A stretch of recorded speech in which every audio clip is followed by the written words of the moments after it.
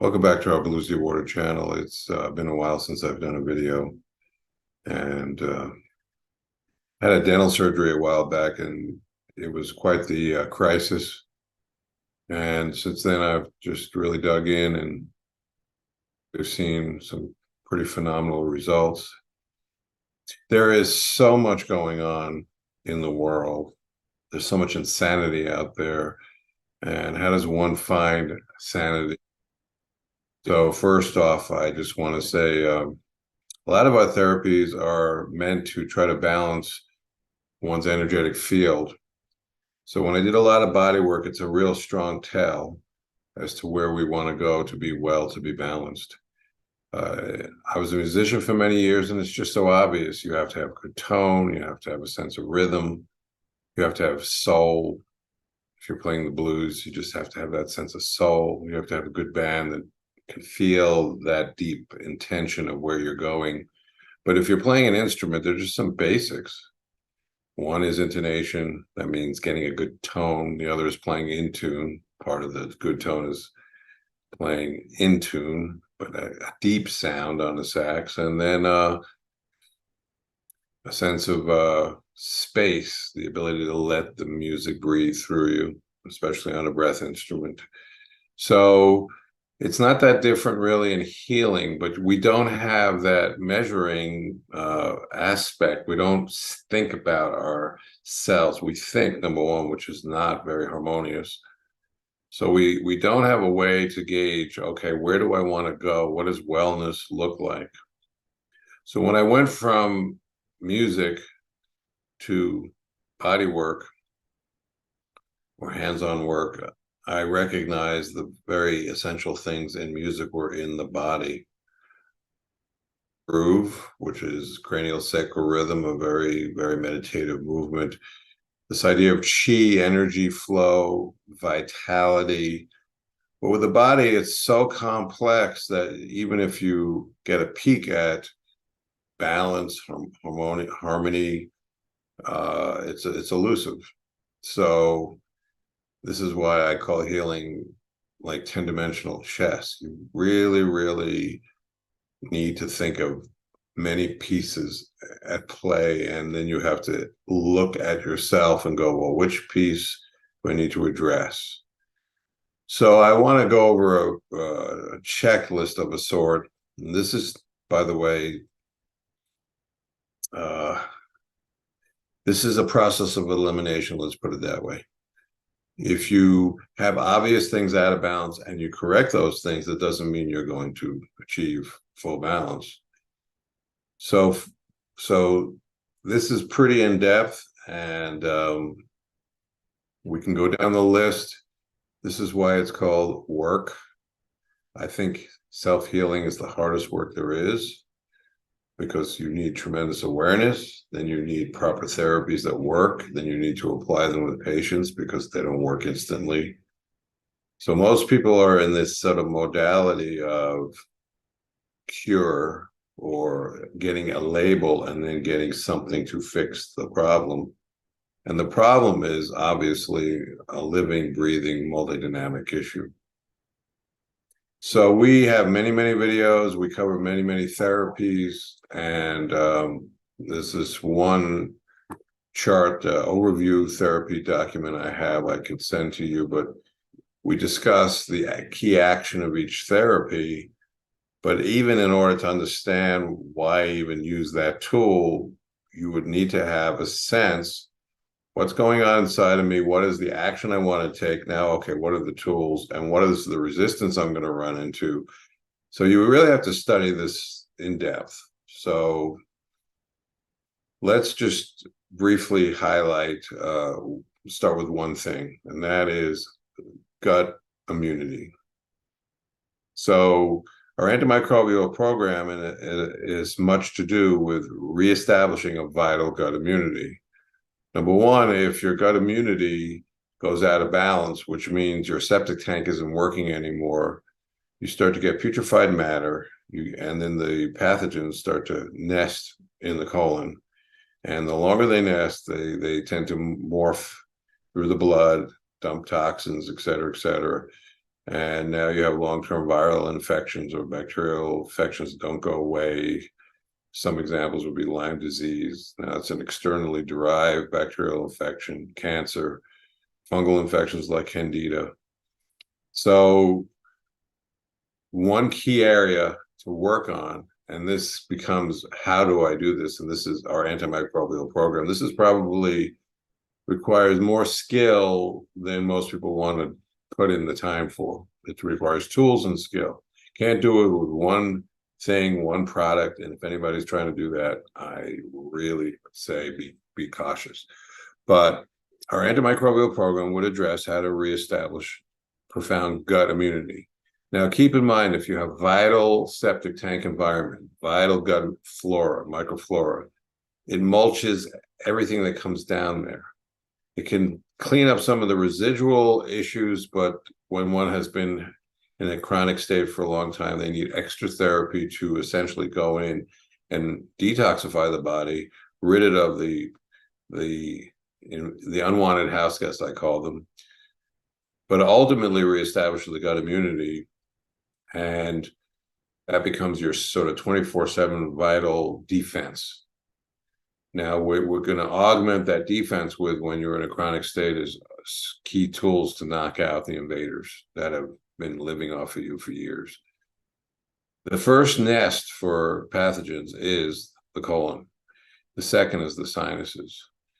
So I don't want to go in depth on the antimicrobial program, but I do want to say that that is a vital, vital issue. And by the way, the colon in Chinese medicine is grief. So if you have a lot of depression and you're toxic and you can't ever change that state, you're going to have ongoing negative moods, because it's going to leak into the brain and affect the brain is getting all this garbage and you feel like crap. Lung, colon. If that nest is strong, you're going to get all kinds of autoimmune inflammatory reactions, because you have this, you haven't solved the problem, which is to clean house. And the centerpiece to cleaning house ultimately is to get back a vital gut immunity. People with really vital gut immunity, believe it or not, eat liberally, poop all the time, and never get sick. There are a rare few, but there are people who are just blessed with good gut immunity. Okay, so if you're going to go after your autoimmune diseases or inflammatory states, keep in mind that if you don't resolve the gut immunity issue, you're continually triggering autoimmune and inflammation. Okay, another issue that I don't want to say how, when, where, or why is the thyroid. Many women are hypothyroid. It runs 8-to-1 in women. There is a teacher called Isabella Wentz, who I think is excellent, who gives a kind of overview of how women are misdiagnosed. So this is a complex problem because, number one, if you go to a regular doctor, chances are you will be put on psych meds. They will not dig down into the thyroid properly. So I'm going to post a link below to her, and it's important to find the right doctor. We have one you could telemed with. I'm happy to look at blood work and give you a kind of a clue up front. But one of the problems with thyroid is improper analysis of the lab work, because different doctors have different ideas of what lab work what normal means. It's always critical to start with symptoms, so you can Google symptoms of low thyroid or hypothyroidism. If it's Hashimoto's, which means autoimmune derived, it's a different treatment protocol. But the first thing is to look at the symptoms and say, do I have these symptoms? Some of them are, you're cold all the time, you're mentally confused, you're depressed. Those are the major ones: mental confusion, depression, and you feel cold all the time. The thyroid is like a thermostat. It tells the system to go, or to cool down. People who are high thyroid, that's a whole different issue. It's like the thermostat's always on, and doesn't turn off. People with low thyroid don't get enough kick in the system, enough metabolic push. The operative hormone that ends up going out to the body is called free T3, but there's a conversion from free T4. I don't want to get into too many details, but it's imperative that one know that free T3 number. There's also what's called thyroid secreting hormone, which is the pituitary communicating with the thyroid. There's a simple lab test you can do out of pocket for like $80 through Ulta Labs that gets you the basic thyroid test, and that's all you really need. Now, if it's speculative to what causes low thyroid, one issue is hereditary, the other is environmental. Those are the key two. The key is, if it's been a long, long time that this has been down, chances are you're going to need to take thyroid medication. I've tried many, many holistic protocols, and I'm always open. If the blood work says, yay, it's working, I'm all for it. You just go back, get that free T3 test, and if it's jumped up significantly, I want to know what you've done. Now, if you've been down a year or two and you do a couple of things holistically, yes, it could come back. If it's 10, 20, 30 years, I had gone low thyroid for a long time, and I was resistant to going on the medication. I would like to reframe that word. It's a hormone. So if you're taking estrogen or testosterone, whatever, this is another hormone that you take when the system just doesn't produce anymore. So for men, testosterone is taken often, and men should also look at their thyroid. I know a lot of men, when they get older in particular, who go on thyroid hormones. I don't want to debate the synthetic hormone versus the natural. I use the natural, but we want to get those levels back up. This is not an end-all be-all. Think of the thyroid as a thermostat, and think of the gut as the burners, the furnace. If the burners have a bunch of sludge on them and they're burning weak, they're not going to work properly. The burners are firing away. This is a chemical kind of bacterial chemical burning plant down there. You got the great flora. You're going to have a lot of digestive fire, meaning metabolic fire. And also you're going to be resolving infection. So your immune system is going to be working very well. So this is the thermostat. This is the furnace. If you get those working, you can start to work way better in fighting any issue. The gut, remember, is about 70% of your immune system, the gut immunity. So then becomes the task for all of us, essentially, living the wrong way and getting back to the right way. And the best time to start is now. But we have to essentially repair a lot of consequential damage. And this goes to the mind also. Most of us are raised to basically rely on belief systems that tell us we will be rewarded or punished if we do A or B. And it's a very kind of, cruel process. We're not raised, few of us recognize that to feel good, to be is what life is about. We're seeking our way back to our own beingness, but there's been so much reward, punishment, and there's so much suffering and so much attack on the body based on this sort of, some people will call it ego-driven.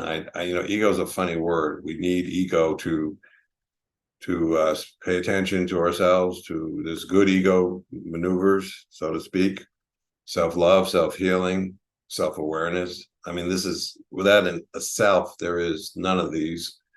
So I hear a lot of systems that condemn the ego. What they're really trying to say is, I think the word is ignorance, is what's going through your mind as a being or as a self entity, harmonious for you, number one. Is it bringing peace or is it bringing conflict? And this goes back to where we started. What are you going to use to reflect back to yourself a sense of what equals wellness, peace, balance? So in body work, it's very evident that there's blockages of energy. And if you unblock, or essentially it's a negation approach, get rid of toxins, unblock blocks.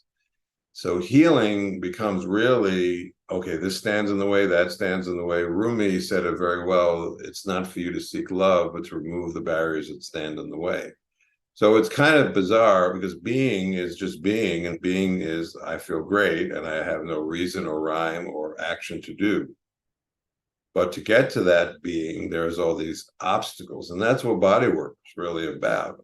There was twists in the fascia, and the bone was locked and frozen. This is cranial psychotherapy. It wasn't back in groove and rhythm. So music did clue me in to what it takes, the freedom and the ebb and flow quality and the sort of the tuning in to get to a state of musicality or soulful music. Same thing with us.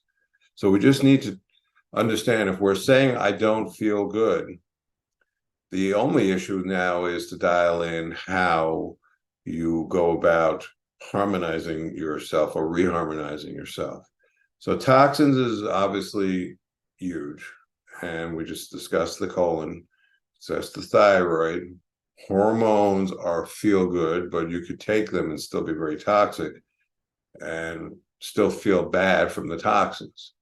So if you detoxify, let's say you detoxify and get your hormonal system working well, this is going to be a big piece because a lot of the feel good has to do with hormones and postpartum depression. Feeling great, you have a baby, you feel like you want to commit suicide.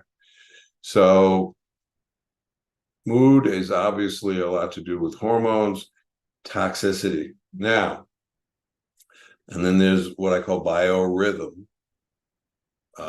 This is more in body work, but things like rocking on a chi machine represent a biorhythm that's harmonious. You rock the spine.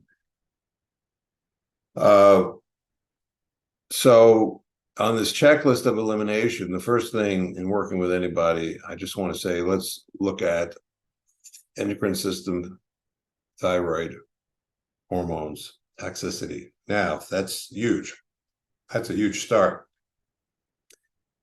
Now, if there's, let's say, liver damage or brain damage or heart damage, then we dial in further the specialty protocols, but we want to have this underlying resolution of toxicity, endocrine balance. Now, the nervous system, this is another huge piece. So our trauma release program, I would say, is the third piece, because essentially you've have patterns in you that have been there a long time, and you need a way to bring them up and let them go. And it's in a sort of a self-natural, self-organic, self-extraction process. So if you have the toxicity in the gut, you have the thyroid imbalance, let's just use that as an example. You get that straight. Now you have your nervous system saying, things ain't right, things ain't right. Spine, brain. So I always look at the nervous system. It says in the Bible, the tree of knowledge of good and evil, and to me is the nervous system. Basically, that's just the nervous system. Nervous system is a tree. The main trunk is the spine. All those nerves going out are the branches. So what is negative conditioning, so to speak? You got all these pathways, and you get a little twist here and a little twist there from all the trauma, all the informational distortion. So one of the primordial mechanisms that I have taught, and that it's very simple, is you tremble the tree deep as much as possible. You literally continue to vibrate the tree, and you're trying to essentially get it to, number one, dump toxic fruit. So you got get a real nasty branch, either dead branch, to dump off. But you're essentially ringing into the tree of knowledge of good and evil, meaning that your essential programming tree. So we have techniques that go deep into the nervous system. One recently, which I'll be doing an interview with the starter of this company, the owner, who's a practitioner, is the pulsetto vagus nerve stimulator. This rings the vagus nerve. This is the centerpiece nerve that goes throughout the whole body. And it's like a defibrillator, actually shaking or ringing this nerve. This is something you would need to do several, 3, 4 times a day and really go through a discipline of unwinding or defibrillating the nervous system. And it's a gradual process, but the end game is less anxiety. Another practice that I love is trembling on a vibration machine. You stand on a vibration machine and it literally trembles the whole body, and then you can treat the spine and treat the nervous system. You can do all kinds of treating while you're trembling, but just the act of trembling, this is what animals do to come out of free state trauma. They do a trembling ritual. So ringing the tree of the knowledge of good and evil, in other words, the tree of programming. You can ring out your neurology, you can reprogram yourself, but you have to get deep into the nervous system to do this. Anything, and this is, I think, up and coming, that can get in there deeply and ring out the nerves is a great, to me, excellent. Then there is, of course, if you've been programmed, if you've been a strange tree for many years, then you also need to figure out ways, just like in gardening, to grow back new vital branches. And they call this neuroplasticity, neuroregeneration. There's a whole field in this. I've been experimenting with some brain peptides, various things that work on neuroplasticity, neuroregeneration. I've been recently trying a peptide from overseas called cerebrolysin. I recently started one called C-Lank. I'm sort of, cerebrolysin I think is excellent. The C-Lank I'm questioning. There's all kinds of stuff going down right now in terms of this type of research. I'm going to be trying a few more products and I'll keep you abreast. So we have the digestive system, the gut immunity, we have endocrine system, thyroid, hormones, we have the nervous system programming, root programming. Trauma release program, and where I kind of kept going back to, even if you're suffering in the body, can you, while you're suffering, in these bodywork practices, you're trying to essentially keep realigning yourself with who you truly are.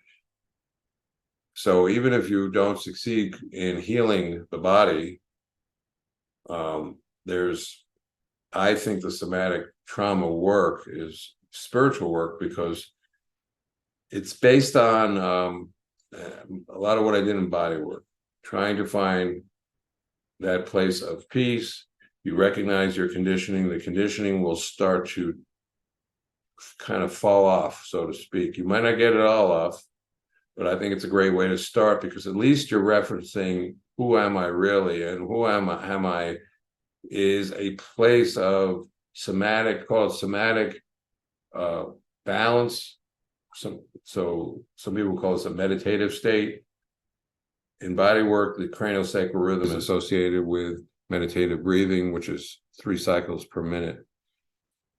So we want to rest, we want to have quietude. In the PEMF system I have, if you set it to Schumann 7.83 and put it behind your head, you can go into a state of deep peace. So biorhythm, we're all seeking harmonious biorhythm. If we could be in harmonious biorhythm all the time, then the outer would become less, first of all, less pervasive. There'd be less outer, period. People would not be busy creating more shit, excuse my English. We've lost contact with nature, in that we have to kind of go within and access our natural alchemy. So breathing obviously is one thing that's alchemic to us naturally. It's part of our trauma release program. We have a simple breathing practice. It's challenging. This is why I say it's a process of negation. We're trying to find our ways back to harmony and peace. We need to break down what's standing in the way. I wish I could say it was simpler than that. Make a checklist of your major health challenges. You can contact us and we can give you an approach. Just understand that, let's say you say, I have this or that, or this or that. We want to get down to the deeper layers that might be causing this or that. So if you have headaches, it could be from toxins in the body causing the headaches, could be from structural misalignment, could be hormonal. But let's look at the deeper layers. Let's get to the fundamentals. So the first task and the purpose of this video is to kind of help you focus on some of these key systems, what you can do. So for the gut immunity, please look at our antimicrobial program. We have various videos on the thyroid, on the hormonal system. We have tons of videos on the trauma release, working on the nervous system.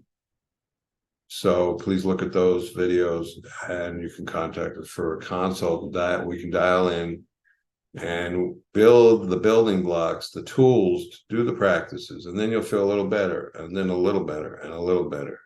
For a long time, I had sports injuries, structural problems. I learned to resolve those because I learned a lot about body work. I had gut immunity problems. I finally, after many, many years, came up with an approach that I think is quite effective after looking at many, many protocols. The thyroid, I had to personally go on thyroid hormones. That helped. It's not the total piece, and I still work with the thyroid. So everything's a work, and I do a ton of somatic unwinding work because I recognized that the diet of consciousness that I was fed just leads to anxiety and fear, and I had to find a different primary consciousness food, you might say, of access to allow it to guide me towards peace. The human, how do I say, the human substrate consciousness peace does not bring peace. It brings conflict, warfare. That's what we have, because that's what we are literally grounding ourselves on. So we do have within a self-organizing intelligence. If you it's going to take time, but if you start to meditate deeply and do some of these somatic unwinding practices, you will allow that intelligence to come through you. And then if you pay attention, listen to the clues, and sort of act as the translator between divine and this reality, and there's a huge gap between the two. You are the translator from the infinite one intelligence that can help you, but you're dealing in this fragmented realm that we live in, and you have to sort out, muckle your way through the mud and the fragments of this reality. So that's where we stand as we pay attention and we do this work. All right, I appreciate it. If you have any questions, please contact me, Andrew@bluesywater.com. Thank you.